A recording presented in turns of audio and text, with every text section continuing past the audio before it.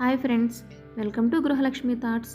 ఈరోజు చాక్లెట్ మైదా బర్ఫీని ఏ విధంగా తయారు చేసుకోవాలో చూద్దాం. ఇది చాలా టేస్టీగా ఉంటుంది. ముందుగా ప్యాన్ తీసుకుని అందులోకి 2 స్పూన్స్ నెయ్యిని వేసుకోవాలి. నెయ్యి హీట్ అయిన తర్వాత 1 కప్ మైదా పిండిని వేసుకోవాలి.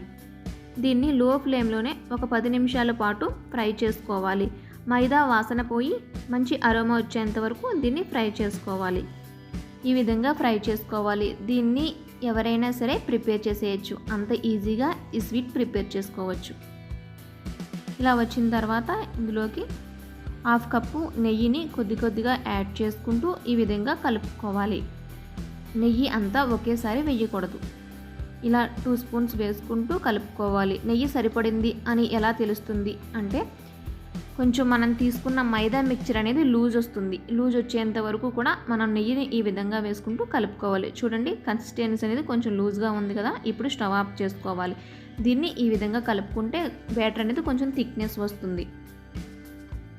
ఈ విధంగా కలుపుకోవాలి. ఇప్పుడు ఇందులోకి 3/4 కప్పు షుగర్ పౌడర్ని ఇలాచీ వేసుకుని షుగర్ని పౌడర్ చేసుకుని ఆ పౌడర్ని 3/4 కప్పు ఈ విధంగా కలుపుకోవాలి.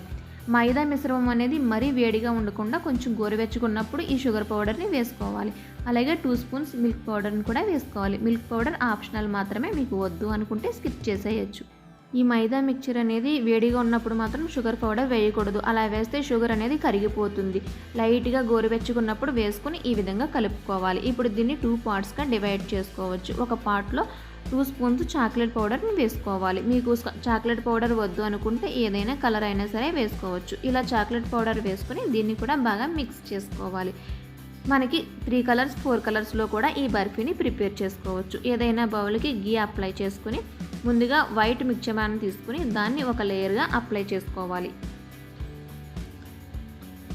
ఇలా వైట్ని అప్లై చేసుకున్న తర్వాత దీనిపైన చాక్లెట్ మిశ్రమాన్ని కూడా ఒక లేయర్లో వేసుకోవాలి. లైట్గా గోరువెచ్చగా ఉంటే సరిపోతుంది, మరీ వేడిగా ఉండకూడదు. ఇలా అప్లై చేసుకున్న తర్వాత వీటిపైన డ్రై ఫ్రూట్స్ని వేసుకోవాలి. ఈ విధంగా ప్రిపేర్ చేసుకున్న దీన్ని ఫ్రిడ్జ్లో ఒక 15 నిమిషాలు ఉంచితే సరిపోతుంది. 15 నిమిషాల తర్వాత మనకి చాక్లెట్ మైదా బర్ఫీ ప్రిపేర్ అయిపోయింది. దీన్ని ఈ విధంగా మనకు నచ్చిన షేప్లో కట్ చేసుకోవచ్చు. మైదా మిశ్రమం అనేది వేడిగా ఉన్నప్పుడు మాత్రం షుగర్ పౌడర్ వేయకూడదు, వేస్తే కరిగిపోతుంది. లైట్గా గోరువెచ్చుకున్నప్పుడు మాత్రమే వేసుకుంటే సరిపోతుంది. ఇప్పుడు ఇలా డిమోల్డ్ చేసుకుని ప్లేట్లోకి సర్వ్ చేసుకోవడమే. చాలా టేస్టీగా ఉండే ఈ చాక్లెట్ మైదా బర్ఫీని మీరు కూడా చాలా ఈజీగా ప్రిపేర్ చేసుకోవచ్చు. ఈ వీడియో నచ్చినట్లయితే లైక్ చేయండి. అలాగే మీ ఫ్రెండ్స్ అండ్ ఫ్యామిలీ మెంబర్స్కి షేర్ చేయండి. Thank you for watching.